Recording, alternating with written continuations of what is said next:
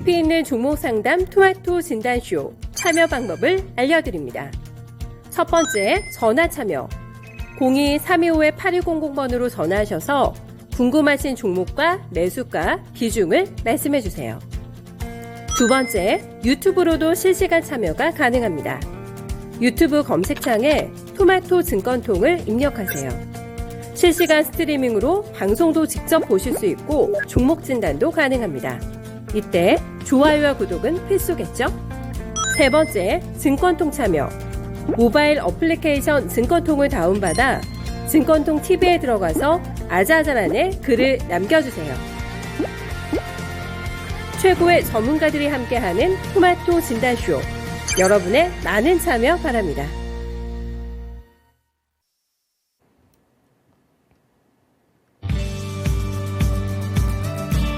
안녕하세요. 종목진단 맛집 진단쇼의 김민아입니다. FOMC 회의에 하루가 지났습니다. 첫날이 지났는데 이제 내일 새벽이면 FOMC 회의 결과를 어느 정도 알 수 있을 텐데요. 미국 증시도 FOMC 긴장감 속에 하락 마감한 가운데 우리나라 증시도 오늘은 조정을 받고 있습니다. 올 여름부터 우리나라 정부는 10월 물가 정점론을 펼치고 있는데요. 다만 장바구니 부담감이 낮아지고 있지는 않기 때문에 일각에서는 회의적인 시각을 보내고 있습니다. 내년 세계 경제 성장률 전망치도 하향 조정되면서 세계적으로 우려감이 더 짙어지고 있는 분위기인데요. 다만 OECD 측에서는 우리나라 경제 전망에 대해서는 낙관적인 평가를 내리기도 했습니다. 우선 우리나라 경제 성장률 전망치가 기존 2.7%에서 2.8%까지 오를 수 있을 것이라는 전망을 제기했고요. 또 내년이면 한국이 경기 연착륙에 성공할 것이라고 평가를 한 만큼 앞으로의 우리나라 경제 성장에 대한 긍정적인 시각을 제기했다는 점 함께 염두에 두시면서 지켜보시길 바랍니다. 네, 오늘도 두 분의 전문가님들과 함께 할 텐데요. 오늘은 최병훈 전문가 그리고 이광무 전문가님과 함께 할 테니까 고민되는 종목이 있다면 종목명, 매수 단가, 보유 비중 고민과 함께 남겨주시면 되고요. 또 하단에 있는 번호로 언제든 전화 문의도 해주시길 바랍니다. 네, 오늘도 본격적인 진단쇼에 앞서서 찾아주신 시청자분들과 함께 인사 나누는 시간 가져볼 텐데요. 네, 오랜만에 태리님이 나타나 주셨네요. 네, 이 광고 멘트를 이렇게 적절하게 써주셨는데, 네, 재밌습니다. 그리고 황희성님, 안녕하세요. 앞산솔님, 안녕하세요. 네, 그리고 종이배님, 처음 뵙는 분인데 반갑습니다. 그리고 한콩이님, 세곰쥐말님, 진정주린이님, 앞산솔님 모두 이렇게 참석해 주셔서 감사드리고요. 끝까지 진단쇼 함께 시청해 주시길 바랍니다. 네, 오늘 첫 번째 전문가님은 최병훈 전문가님이에요. 지금 바로 만나볼게요. 안녕하세요. 네, 안녕하십니까. 최병훈 전문가입니다. 네, 오늘 조선주랑 해운주들이 잘 가고 있던데 일단 뭐 조선주 같은 경우에는 LNG 관련해서 호재 소식이 있는 것 같았고 해운주 같은 경우에는 제가 뚜렷한 이유를 못 찾겠더라고요. 그래서 오늘 오르고 있어서 앞으로 이제 이 상승세가 지속이 될지 궁금한데 어떻게 보시나요? 지속은 일단은 결론은 아닌 걸로 보이고 단기적인 어떤 이슈고 또 실적 업황이 개선되고 있으니까 올라왔는데 이제 전체적으로 이제 왜 조선주가 요즘 이제 올해 좀 올랐다가 지금 최근에 조정받았거든요. 그 지금 반등장에 들어가 있는데 특히 오늘 뭐 대우조선해양도 급등을 하고 그러고 있습니다. 오늘 지수 한 20포인트 내일 FOMC 경계감이라든지 최근에 매수 공백이 그냥 있는 상태이기 때문에 조금만 나와도 지수는 빠지고 하루 올라가 하루 빠지고 그러죠. 그런 상태에서도 오늘 같은 게 다 빠지고 있는데 그중에 삼성중공, 현대미포조선, 뭐 삼성전자 이런 관련 조선과 기계, 한국조선 이런 게 좀 더 강하게 보이죠. 그 다음 시가총액 200등 내에 100등부터 200등은 그 안에서는 대우조선이 뭐 7, 8% 이렇게 올라가고 있고 그 다음에 펜오션도 해운주도 상승하고 있고요. 그렇습니다. 그러면 전체적으로 그러면 이게 계속 추세의 어떤 주도주일까? 이렇게 생각해 보면, 왜 조선도 이렇게, 뭐, 대우조선은 최근에 카타르의 LNG선 수주가 7척 있고, 앞으로 또 8척도 임박했다는 얘기도 나오니까 급등하고 있고, 매각 이슈도 있고, 이렇죠. 그런데 전체적으로 보면, 이제, 우크라이나와 러시아 전쟁 때문에 러시아가 유럽에 대한 뭐 LNG라든지 LNG 아니라 천연가스, 석유 이런 걸 여러 가지 통제를 하면서 여러 가지 문제가 됐었죠. 그래서 유럽에서는 뭐 가스라든지 석유라 이런 것을 러시아에서 많이 의존했는데 사실 천연가스는 러시아에서 파이프라인을 통해서 들어오기 때문에 아주 쌉니다. 그런데 그게 이제 뭐 잠시 막기도 하고 그러면 우려스럽기 때문에 다른 지역에서 확보를 해야 되겠죠. 그래서 독일이라든지 뭐 유럽은 이제 중동에서도 이렇게 가져온 LNG 가스를 LNG에서 이제 들어와야 되죠. 그래서 각국 터미널에서 저장했다가 공급을 하는 식입니다. 그래서 이제 그러면 가까운 거리에서 러시아 거 쓰는 게 아니라 저 중동이라든지 다른 지역에서 많이 가지고 와야 되잖아요. 그럼 장거리 노선이 이제 장거리에서 LNG 액화 천연가스를 갖고 와야 되면 LNG선이 많이 필요한 거죠. 그러면 가까운 데 쓴 건 하고 뭐 러시아도 LNG고 그러니까 가스 천연가스를 그냥 파이프라인 통해서 가다가 유럽은 이제 수출 덜 되잖아요. 그럼 다른 중국이라든지 다른 나라로 또 이송해야 되면 가스를 액화로 만들어서 이송해야 되죠. 그러면 또 유조선이 많이 필요하고 그래서 유조선이라든지 LNG선 이런 쪽은 업황 개선이 계속되고 있습니다. 그게 이제 그래서 작년부터 올해 이제 좀 어느 정도 올랐죠. 관련된 조선은. 그리고 최근에 조선에서 중국이 LNG선 뭐 제조해서 강점을 가지고 올라오고 있는데 그래서 우려가 있었지만 그래도 아직 우리나라가 LNG선의 유조선 건조해선 최고의 기술가 갖고 있어서 거의 LNG선 발주를 하면 뭐 3분의 2 정도 거의 삭설이 하고 있습니다. 그런데 그러면 결국은 이제 또 장거리 노선이 이렇게 이래서 가까이다 저 중동으로 유조선이 가야 되고 LNG선 가지고 오면 기존에 있던 유조선은 멀리 가기 때문에 새로운 유조선 찾으려면 시간이 막 47일 막 이렇게 27일 이렇게 한 달 정도 이렇게 걸리기 때문에 갔다 오면 시간이 많이 걸리잖아요. 그죠? 그러면 LNG선이 많이 필요하겠죠. 빨리빨리 뭔가 수입과 수출을 하려면. 그래서 발주가 일어나는 것은 추세적으로 계속 일어나고 있고 운임도 장거리 노선 운임이 비싸잖아요. 그래서 이 LNG 관련된 뭐 운임이라든지 유조선 운임이 높아지고 있습니다. 그래서 전체적으로 보면 이런 이제 장거리 노선 급증 때문에 그런 거죠. 그래서 유조선도 감소되고 어떤 영향의 파급 효과로 그래서 운임비도 상승하고 그렇습니다. 그래서 이제 유조선 운임 지수를 보면 추세적으로 올해 상승하고 있습니다. 과거에 한 2020년도에 코로나 전국이 확 올랐다가 다시 빠졌는데 VLCC 유조선 단가의 운임 지수가 추세적으로 지금 우상향하고 있기 때문에 당분간 좀 가지 않을까 그렇게 보입니다. 그러면 내년 상반기까지는 기본적으로 운임이라든지 유조선 수주라든지 이런 거 어느 정도 있을 거로 보이지만 그 이후에는 좀 줄어들지 않을까. 지금은 가장 피크다 이렇게 봐야 되지 않을까. 그렇게 되면 결국은 주가라는 것은 미리 선방연되기 때문에 그래서 저는 이제 조선주는 올해 8월부터 계속 말씀드린 게 이제는 좀 더 빠져나오는 올라갈 때마다 수익 중이면 비중을 축소를 하는 게 좋지 않을까 그런 측면으로 이해를 말씀드렸었습니다. 자, 한번 볼게요. 우리나라 조선의 가장 큰 주식은 한국조선해양이죠. 한국조선해양은 1등 옛날 현대중공 한국조선해양은 2021년 5월 달에 16만 같아 계속 빠졌죠. 그러면 작년에 벌써 이미 수주에 대한 모멘텀이 많이 주가에 반영된 상태에서 빠진 상태입니다. 자, 그리고 대우조선해양은 최근에 좀 그전에도 작년에죠. 5월 달에. 그것도 빠졌죠. 기술 이제 많이 빠졌으니까 올라가는 개념. 수주의 모멘텀이 지금도 물론 수주를 하고 있지만 수주하고 나면 그 다음에 실적은 뭐 1, 2년 때 당연히 나오지만 수주가 계속 나온다면 계속 실적이 좋아지는데 수주가 줄어들면 실적은 나중에 2, 3년 뒤부터는 실적이 줄어들잖아요. 그래서 이 주가는 조선주는 2, 3년 뒤에 실적을 다 예측할 수 있습니다. 수주량을 딱 보면 정확히 나오고 있거든요. 그렇기 때문에 그러면 수주가 줄어들면 당연히 2, 3년 뒤부터 언젠가 또 실적이 낮아지잖아요.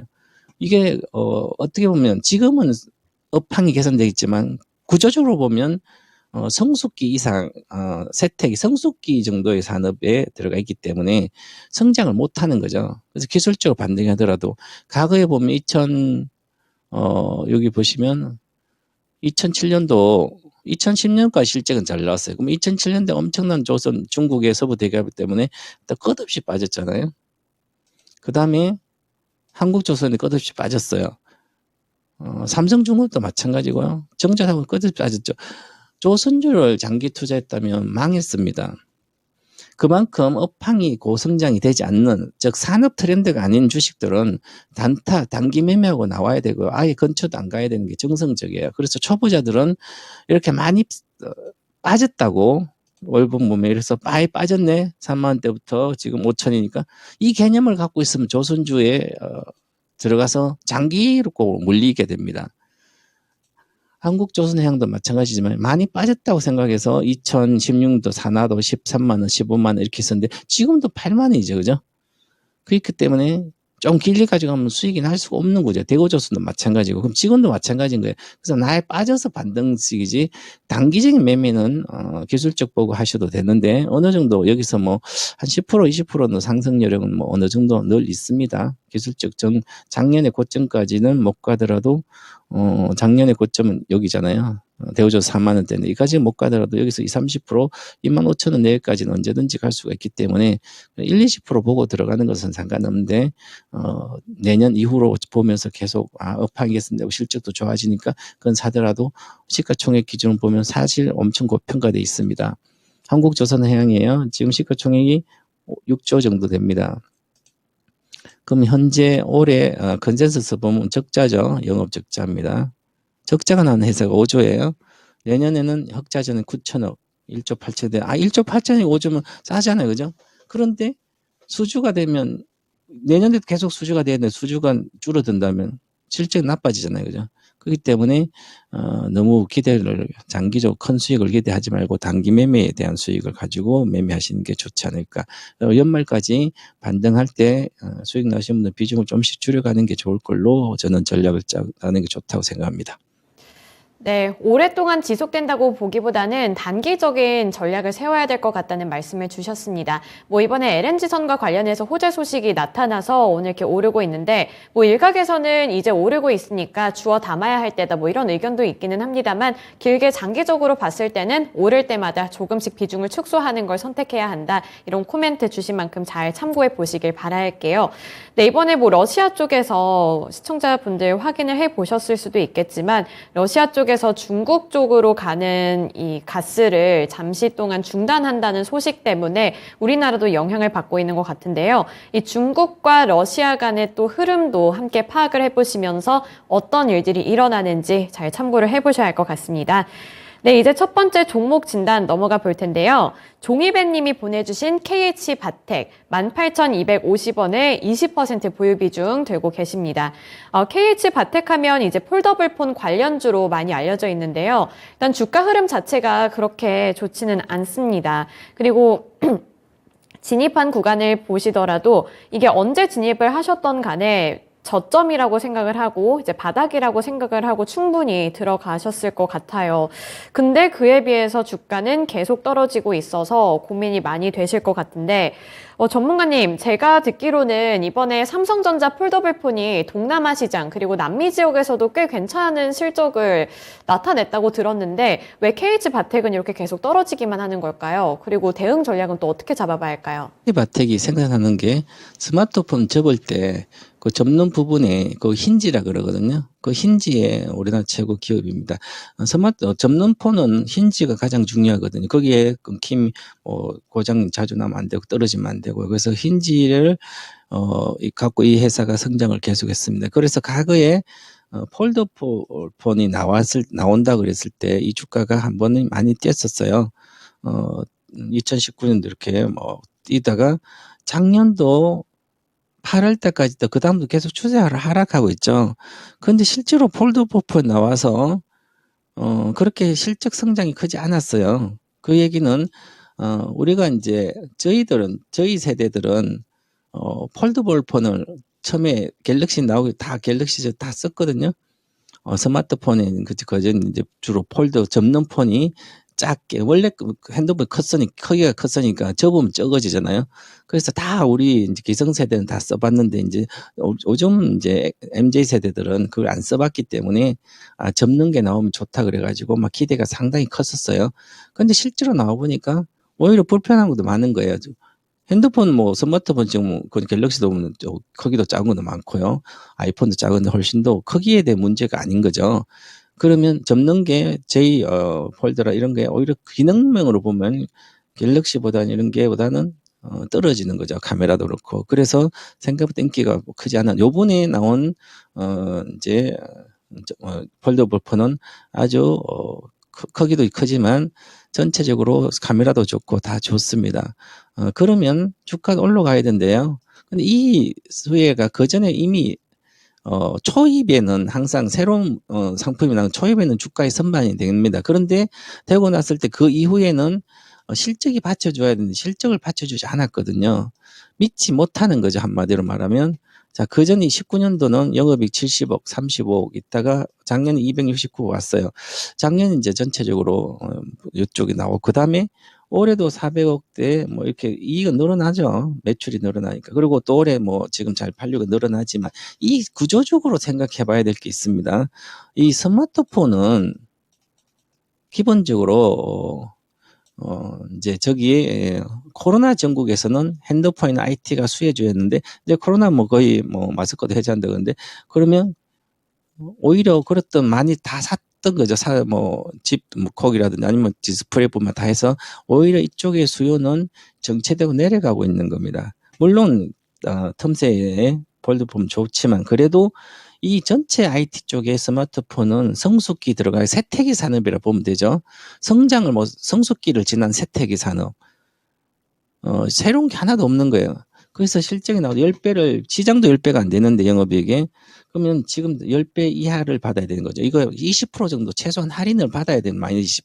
그러면 내년에 영업이익 600원이니까 6천억이 10배인데 20% 할인 받으면 그럼 한 4천억 내외 정도가 적정 주가예요. 내년 기준으로 보더라도. 그 시가총액 지금 현재 뭐 3,800억 이렇게 되잖아요. 적정 주가인 거예요. 지금 15,000원이. 그러니까 지금 현재 18,000원에 여기서 산 거잖아요. 사가지고 많이 내렸다가 샀는데 요즘 뭐 많이 내려서 사도 또 빠져요. 장이 이러니까. 모든 주식이 다 빠지잖아요. 바닥이라고 샀다 하더라도 1, 20% 기본 빠져요. 그러면 여기까지는 붕괴돼서 다시 사는 가격까지 쉽게 올라올 수는 있을 걸로 보여요. 그래도 시간이 걸리고요. 이쪽은 믿을 수가 없다는 거죠. 성숙기, 세태기 산업에 있는 수혜주들은 잠깐 뭐 실적이 좋아진다 하더라도 잠깐 올라갔다 내려가든지 실적 또 가봐야 되고 즉 실적이 좋아질지 나쁠지 확신이 설지 않는 거예요. 물론 좋아지는데 이거는 그래도 다른 거 더 좋은 게 많은데 고성장한 산업들도. 그래서 사더라도 매기가 떨어져 있는 거죠. 자, 그래서 주식이 헐로 내린 거고, 물론 시장 때문에 그런 것도 있습니다. 그리고 이 신용잔고도 4%나 돼요. 4%면 뭐, 일단, 거래소 쪽에 보면 뭐 1, 2%밖에 안 되는데 4% 높은 편이죠. 그래서 신저가를 가고 있는데 추가 하락은 뭐 좀 들어올 걸로 보여요. 그러면 추가 하락은 지금부터 시작하면 여기서는 실적도 괜찮아지니까 일단은 17,000원 이하에서 가면 뭐 10,000원 초반까지는 뭐 장이 더 안 좋으면 갈 수도 있겠지만 그거보다도 다시 위기가 좀 해소되고 정상화 전체 시장이 되면 어느 정도까지는 올라올 걸로 보여요. 그러면 비중이 20%밖에 안 되기 때문에 18,000원대는 회복할 걸로 보이기 때문에 보유하는 게 나을 것 같고 현재는 그러면 17,800원이 1차적으로 기본 돌파해야만 기본 22평선 19,500원까지 갈 수 있으니까 그래서 한 손해는 안 나고 나올 걸로 보입니다. 장은 이제 한두 달 뒤부터는 좋아질 걸로 보이기 때문에 그때는 내년 봄인까지 보면 충분히 회복하고 한 10%까지는 2만 원 내외까지는 볼 수 있으니까 10% 수익은 가능하지 않을까. 그래서 한 6개월 정도 투자의 목표가는 2만 원 정도 드리겠고요. 손절은 이미 늦었다 이렇게 봐야 되지 않을까. 그래서 반등 시에 빠져나오는 식으로 하고 지금 보유하는 게 나을 걸로 보입니다. 네, 중기적으로 플랜을 짜 보셔야 될 것 같습니다. 보유 의견을 주셨는데요. 일단 손절을 하지 않는 게 좋다고 하시니까 설정해 주신 목표가 바라보시면서 여기서 수익을 꼭 챙겨 가셨으면 좋겠어요. 네, KH 바텍 관련해서 진단을 해드렸습니다. 오늘 댓글창 보니까 많은 분들이 종목을 올려주고 계신데 저희가 좀 빨리빨리 진단 받아보실 수 있도록 할 테니까 댓글창에 또 궁금하신 종목 있다면 많이 남겨주시길 부탁드릴게요. 네, 두 번째 종목은 김경숙 블루님이 보내주신 종목이고요. 한화솔루션 46,000원에 40% 보유 비중 들고 계십니다. 그래서 지금이라도 매도를 해야 하는지 궁금하다고 하시는데, 전문가님, 최근에 핫했던 이 태조 이방원이 조금씩 시들시들해지고 있는 분위기인데, 그 안에서 한화솔루션도 이제는 주가가 하락세로 전환을 한 것 같더라고요. 그래서 일단 김경숙님께서는 그래도 지금 수익 구간에 들어가 계시긴 하니까 지금이라도 빠져나오는 거 괜찮을까요? 46,000원이면 절반 정도 이익 실현했어야 되는 거죠. 태조 이방원이라면 이제 구조적으로 성장하는 그 안에서는 2차전지밖에 없고요. 나머지는 일시적인 거예요. 태양광도 대중화가 어려운 분야예요. 근데 미국이 워낙 성장을 이쪽으로 방향을 잡았기 때문에 정책적으로. 그래서 하나솔루션은 세계 1등 태양광 관련된 기업이에요. 자회사를 통해서 보면. 그래서 그 하나솔루션은 다시 사상 고점 가격대가 58,700원인데요. 지금 조정받고 있지만 이것은 돌파를 할 걸로 보여요. 내년까지는. 그런데 주가라는 것은 항상 올라가면 좋더라도 눌림목을 주고 가는 게 정상적이죠. 그래서 이번 달하고 다음 달까지는 눌림목 주고 11월 달 이후 다시 반등을 주지 않을까, 기술적으로는 그렇게 보여집니다. 12월이나. 그래도 고점 근처 58,700원인데요. 55,000대까지 갔다 내려오기 때문에 기본적으로 내려오더라도 그렇게 많이 빠지진 않을 걸로 보입니다. 예, 그리고 이 회사는 구조적으로 바뀌었습니다. 많이 바뀌었어요. 근데 과거에는 그냥 올라갔다 내려갔다 하는데 이 회사는 미국의 수혜를 받기 때문에, 그래서 눌림목 좀 다시 반등을 시도할 걸로 보이고요. 그래서 지금은 조정 구간입니다. 정상적인 조정 구간. 그래서 정상적인 조정 구간 할 때는 12평선 찍고 가거든요, 주로. 그러면 47,000원 정도 이하로 오면 거기던 단기 매수 구간이 되기 때문에 지금은 비중이 높잖아요, 40%로. 그러면 22평선 깨진 상태고 단기적인 지지선이 깨졌기 때문에 단기적 지지선은 저기입니다. 52,000원 정도 내배인데요. 그러면 절반 정도 이익 실현하는 게 좋죠. 요즘 46,000원이면 뭐 한 55,000원까지 20% 올라갔잖아요. 위에서 샀는데도 20% 수익이 났으면 많이 난 거죠. 뭐 다 신저가로 가고 있는 그런 안 좋은 장에서 이것만 올랐으니까, 그러면 이제 장이 만약에 오늘 내일 FMC에 있거나 변곡점에서 만약 우상향을 다시 올라간다면 이런 쪽보다는 많이 빠진 것들이 먼저 낙폭화돼서 성장한 주식 먼저 빠를 걸로 보이기 때문에 오히려 장이 좋아져도 이것은 좀 시간이 걸릴 거다 이렇게 보고 비중을 절반 이익 실현하시기 바라겠고요. 가격은 뭐 상관 5만 원 깨졌으니까 그냥 절반 이익 실현하고 나머지 20%는 좀 더 길게 가져가도 되지 않을까 그렇게 보겠습니다. 네. 네, 하나솔루션 40% 보유 비중이면은 꽤 많이 들고 계신데 여기서 다 지금 빠져나오기보다는 절반 정도만 매도를 하셔서 수익 챙겨가자 이렇게 코멘트 주셨습니다. 하나솔루션 그래도 앞으로의 전망은 괜찮아 보이네요. 20%는 좀 장기적으로 들고 가시면서 여기서 수익도 더 많이 챙겨가시길 바라겠습니다. 네, 이제 다음 종목은 블루님이 보내주신 종목이고요. 차백신 연구소 7,540원에 10% 보유 비중 들고 계십니다. 그래서 매수가까지 올라올 수 있을지 궁금하다고 하시는데요. 아마도 원숭이 두창 때문에 한참 비상사태일 때 그때 들어가신 거 아닌가 이런 생각이 들어요. 근데 그 이후에는 이제 재료가 좀 소멸됐나 이런 생각도 들고 지금 손실이 좀 있으신 상황이라서 원금 회복까지 가능할 것으로 보이나요, 전문가님? 원금 회복은 쉽지 않을 거로 당분간은 그렇게 보이는데요. 우리가 일반적으로 바이오를 사시면 어떻게 꿈이라든지 어떤 여러 가지를 가지고 보고 주로 하는데, 이 초보자들이 바이오주 하면 바이오주에서 수익 난 건 바이오주 다 깨먹어요. 그리고 바이오주에서 수익 내신 분들은 정말 그 내용을 잘 알고 오랫동안 들고 있었던 분들 빼고는 거의 다 손실이 아주 크게 됩니다. 공부를 좀 해가지고 재무제표를 딱 분석을 할 수 있는 능력이 되면 와, 내가 이렇게 어떻게 회사가 될지도 모르는 회사 샀네. 이렇게 해서 또 보고 손해남 손절하게 돼요. 그래서 그 기업의 어떤 플랫폼에 어떤 내용을 가지고 컨텐츠를 가지고 이 기업이 한방 엄청난 성공을 하기 위해서 도전하고 있는지 이런 걸 그리고 그게 과연 실현 가능한지 이런 것도 잘 봐야 되고 이 차 백신 연구소 말 그대로 차바이오 계열사죠. 차바이오니까 면역 백신, 면역제라든지 관련되는 거 치료 백신 뭐 전에 백신 관련된 주식이에요. 근데 이 백신은 이익을 대규모로 많이 팔아야 하면 되는데 그러지 않고는 이익 구조가 잘 안 나옵니다.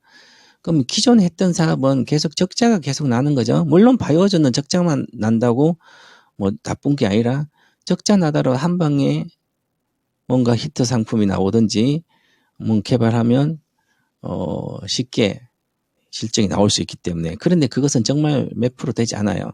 예를 들어서 보세요. 한미약품도 과거에 2010 엄청난 기술 수출을 8조까지 막 했다가 지금도 보면 악재가 있어서 또 효과도 FDA에 별로 다니까 폭락하고 막 그러잖아요. 그죠? 근데 그 전에 그렇게 사가지고 많이 올라가서 팔아야 되는 거예요. 내려왔다고 많이 빠졌다고 사는 주식은 아니다.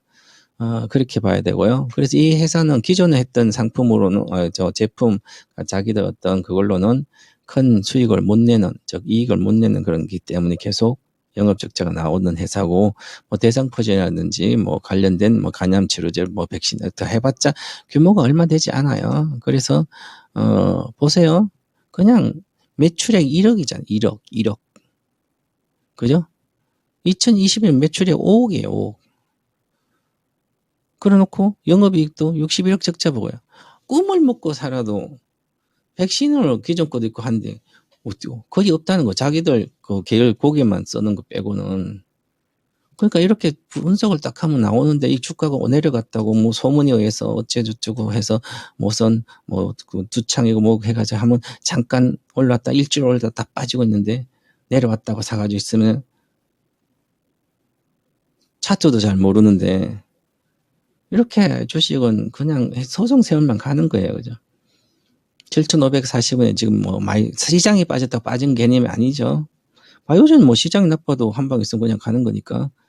그러면 저는 이런 것은 1초도 갖고 있지 말아야 하는 전문가입니다. 내가 다는 평가손이 50%, 80% 나더라도 그 기업이 미래에 계속 성장한다면 계속 돈을 갖다 놓고 사든지 아니면 가지고 있으면 다 회복합니다. 그죠? 이런 실적과 주가가 동행한다는 마인드가 가장 중요한데 장기적으로 보면. 근데 단기적으로 보더라도 많은 바이오전 최고의 바이오주를 사는 게 낫지. 이런 거. 그래서 저는 불확실한 게 너무 크기 때문에 전략 매도 의견을 드리고 이제는 이런 쪽을 하지 마시고 확실한 미래가 보장되는 그런 기업에 뭐 바이오주 사고 싶으면 그런 쪽의 바이오를 사든지 아니면 잘하는 바이오 회사 지역에서는 그런 거 사든지 그런 걸로 교체를 하시기 바라겠습니다. 전략 매도입니다.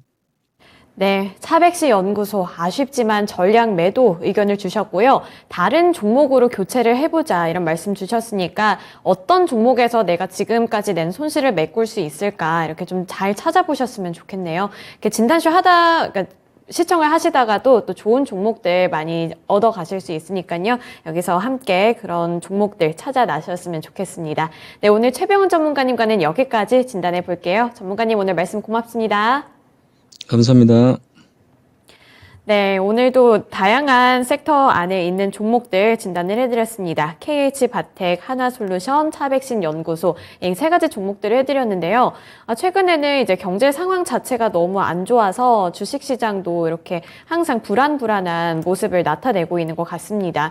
요즘에 뭐 경제 기사들 보면 좋은 소식보다는 되게 한숨이 나오는 소식만 전해져 오는데 우선은 뭐 6개월 연속으로 우리나라 무역 적자 위기에 처했다 이런 소식도 있고요. 그리고 뭐 한전 쪽에서는 전기 요금을 앞으로 더 올려야 한다. 이렇게 좀 상황이 녹록지 않을 만한 그런 이슈들만 전해져 오고 있기 때문에 시장 상황 그리고 경제 상황이 얼른 좀 잡혔으면 좋겠다는 생각이 드네요.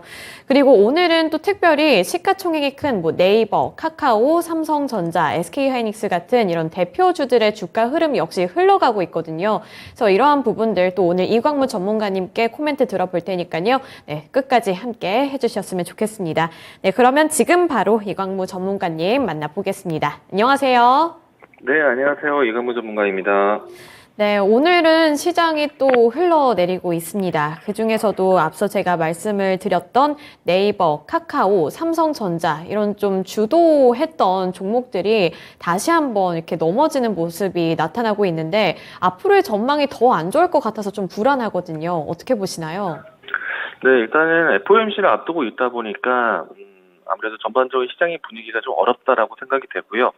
그리고 이 시가총액 상위 종목들의 움직임들이 여전히 둔하기 때문에 지수에 연결도 되어 있는데, 말씀하신 것처럼 삼성전자라든지 네이버라든지 카카오 같은 경우에는 두 가지 측면이 있을 것 같습니다. 삼성전자 같은 경우에는 반도체 업황에 대한 부진, 그리고 네이버, 카카오 같은 경우에는 아무래도 FOMC에서 결정되는 내용이 금리 인상에 대한 과정을 예상을 하고 있고 고강도의 긴축을 바라보고 있기 때문에 그동안에 이 고밸류로 분류되었던 기업들 같은 경우에는 이번에 금리 인상에 대해서 조금은 소외 현상이 나올 수밖에 없다라고 생각이 되고요.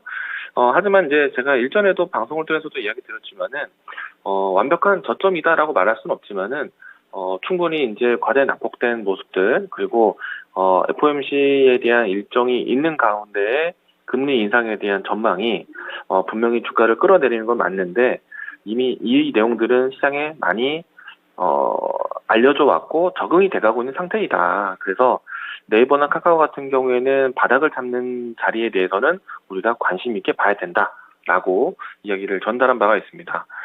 일단 지금도 네이버나 카카오 같은 경우에는 바닥이다라고 외칠 수는 없지만은 일단 올해 연중에서의 지금 현재 위치는 정말 낮은 위치다라고 생각이 들고요.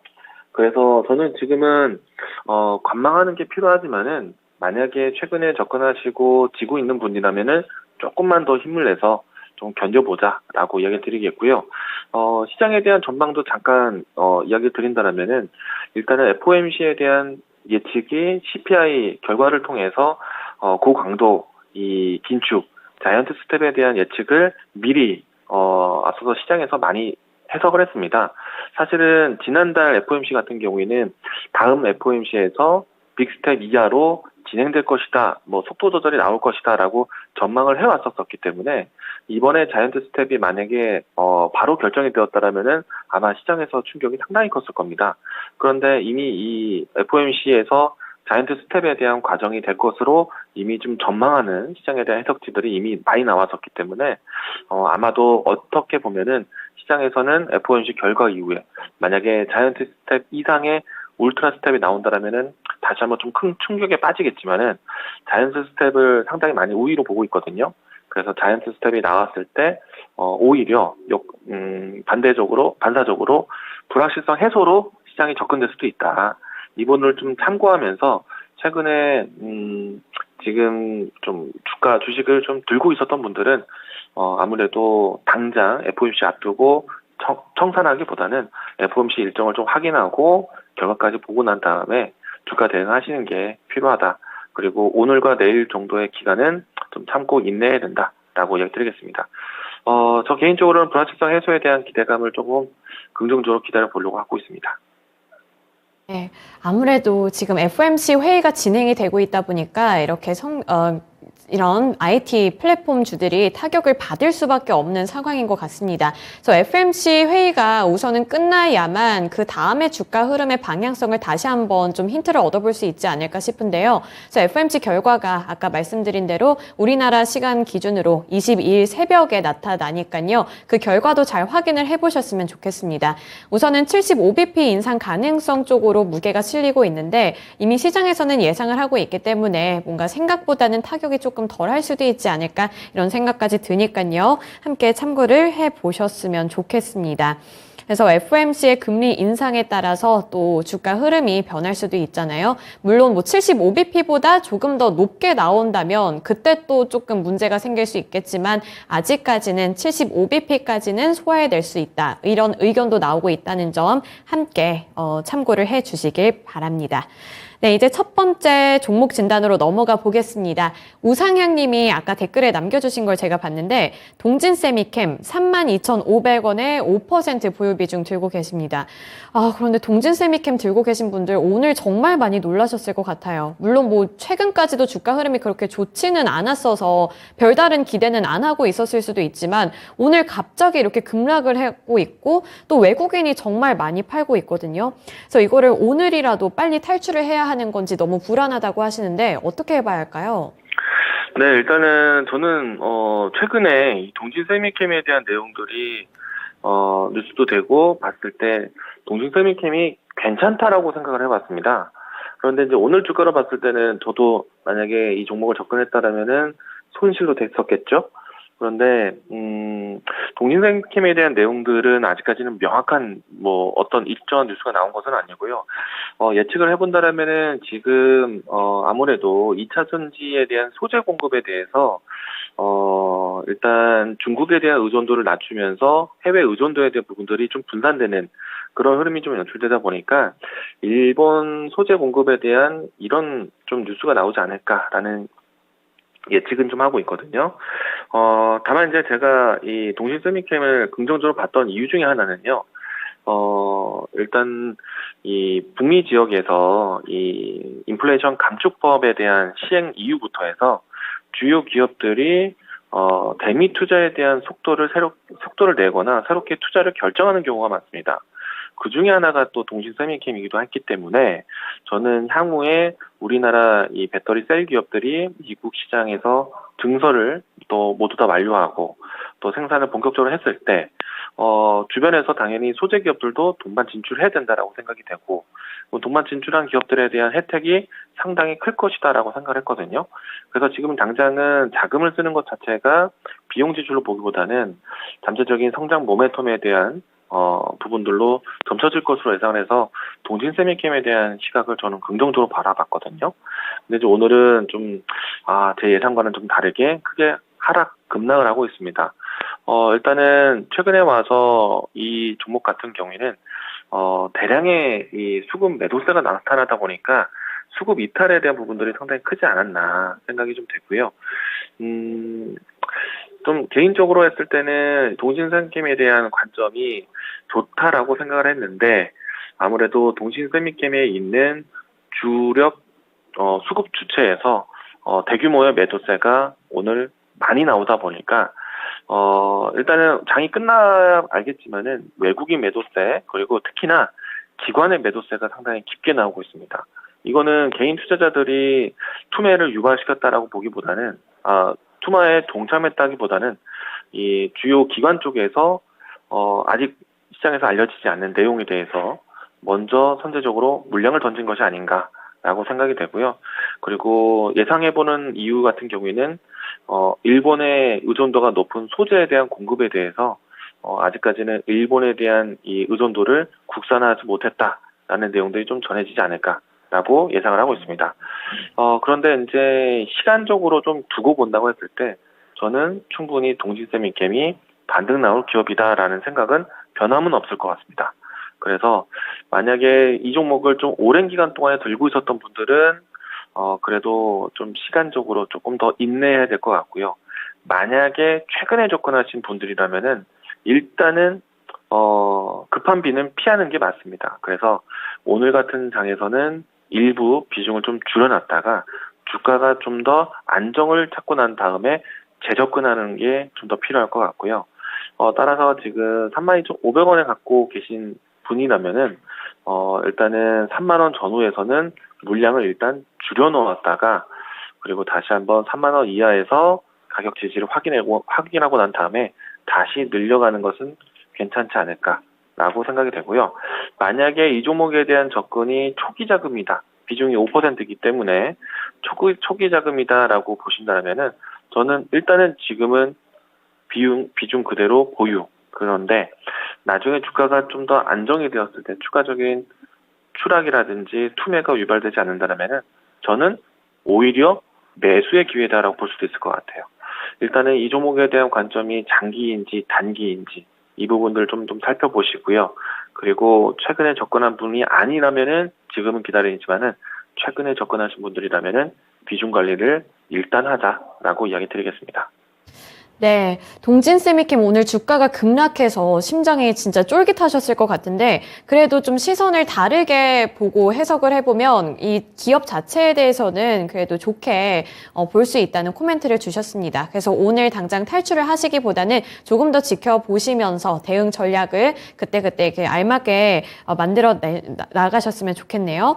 네, 그래서 동진세미캠 들고 계신 분들도 함께 참고해 보시길 바랍니다. 오늘 수급이 많이 빠져나가고는 있지만 지켜보면서 대응 전략을 펼쳐봐야 할 것 같아요. 네, 이제 다음 종목으로 넘어가 볼 텐데요. 다음 종목은 전화통화 연결입니다. 지금 바로 연결해 볼게요. 네, 안녕하세요. 네, 안녕하세요. 네, 오늘 어떤 종목 들고 오셨어요? 네, 현대위아. 네, 현대위아요. 매수가랑 보유 비중도 알려주세요. 네, 85,000원에 30%예요. 85,000원에 30%면 오랫동안 잘 들고 계셨네요. 예, 예. 저 이제 조금만 더 올라오면 원금 회복까지는 가능하지 않을까 이런 생각이 드셨을 것 같은데. 그런데 좀 네. 올라오더만 계속 밀리네요. 그러게요. 최근에 또 밀리기 시작해서 좀 예. 불안하실 것 같아요. 예, 예. 네, 그래서 어떤 부분이 가장 궁금하신가요? 목표까지 좀 저 산대까지 올라오는 것이 걱정되네요. 그 85,000원 구간까지 올라올 수 있을지요? 예, 예, 예. 네, 알겠습니다. 그 부분 한번 물어보도록 하겠습니다. 전문가님, 현대위아가 잘 올라오는 것 같다가 이번에 다시 한번 미끄러지고 있거든요. 그래서 이게 조금만 더 가면 원금 회복이 눈앞에 보였는데 갑자기 또 꼬꾸라지니까 더 마음이 조급해지실 것 같은데요.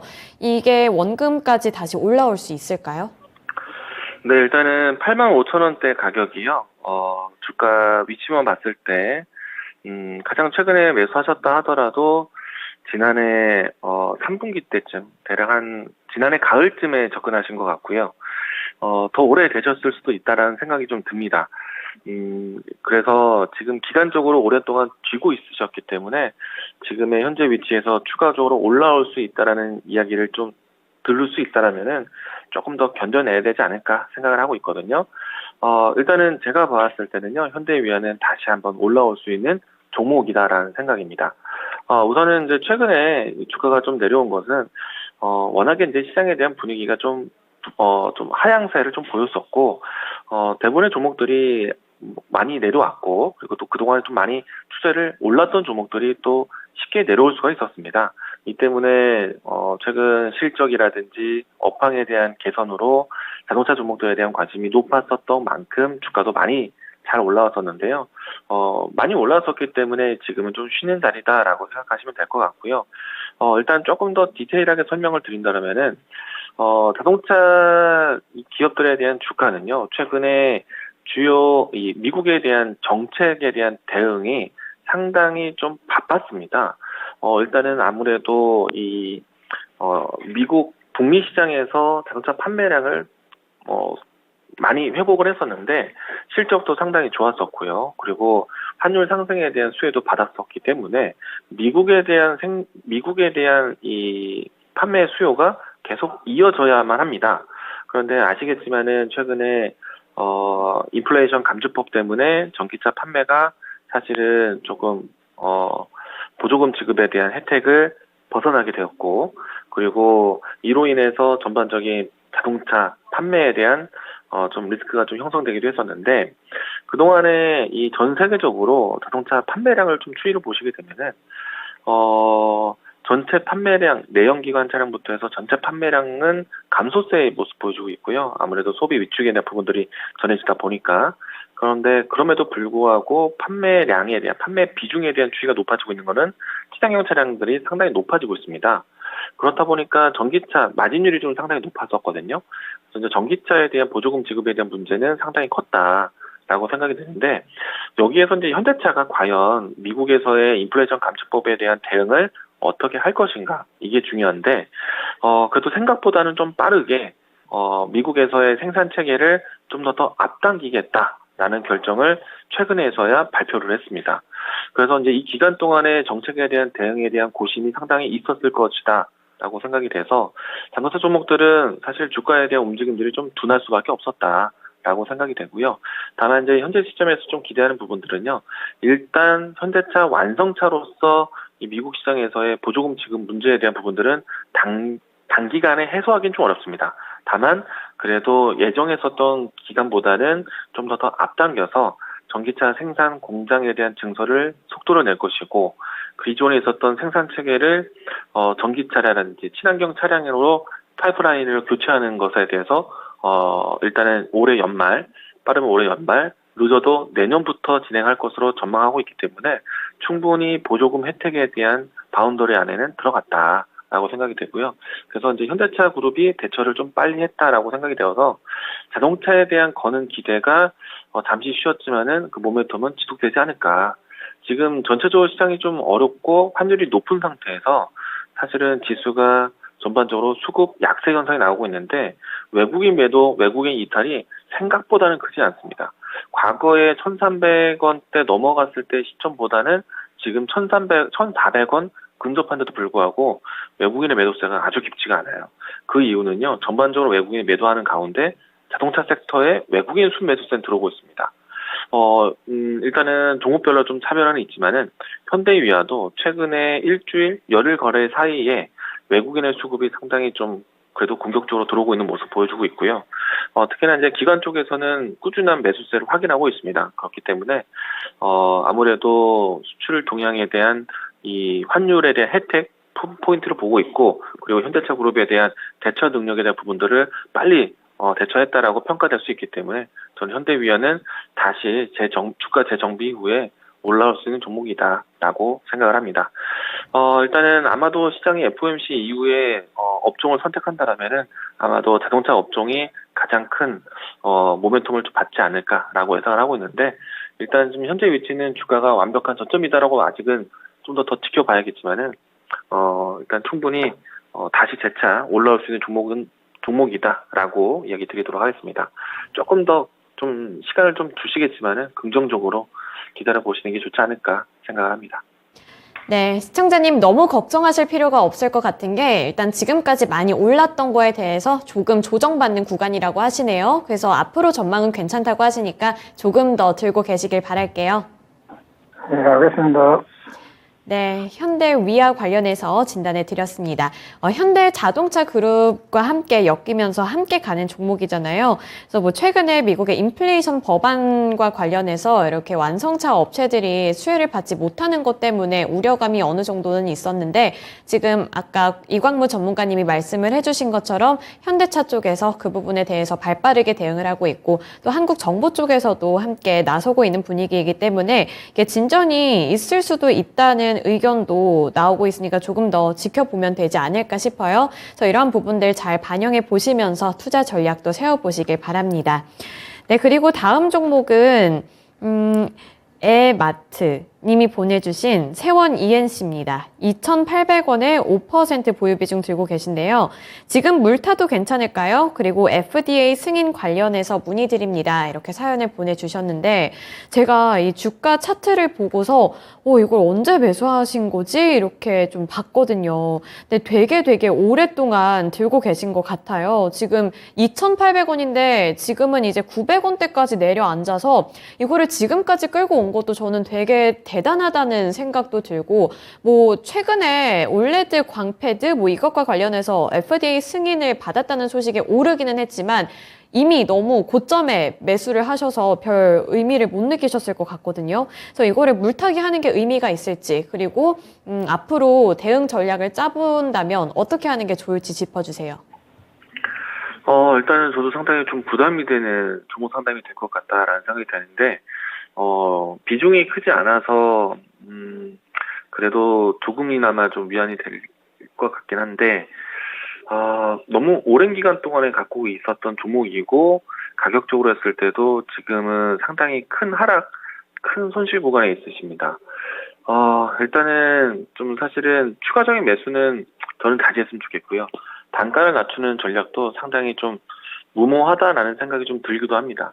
물론 이제 최근에 FDA 승인에 대한 뉴스는 상당히 큰 뉴스는 많습니다. 보통 의료기기라든지 이런 이제 전자기기 쪽에서 FDA 승인을 받는 거는 사실 쉽지 않은 일이거든요.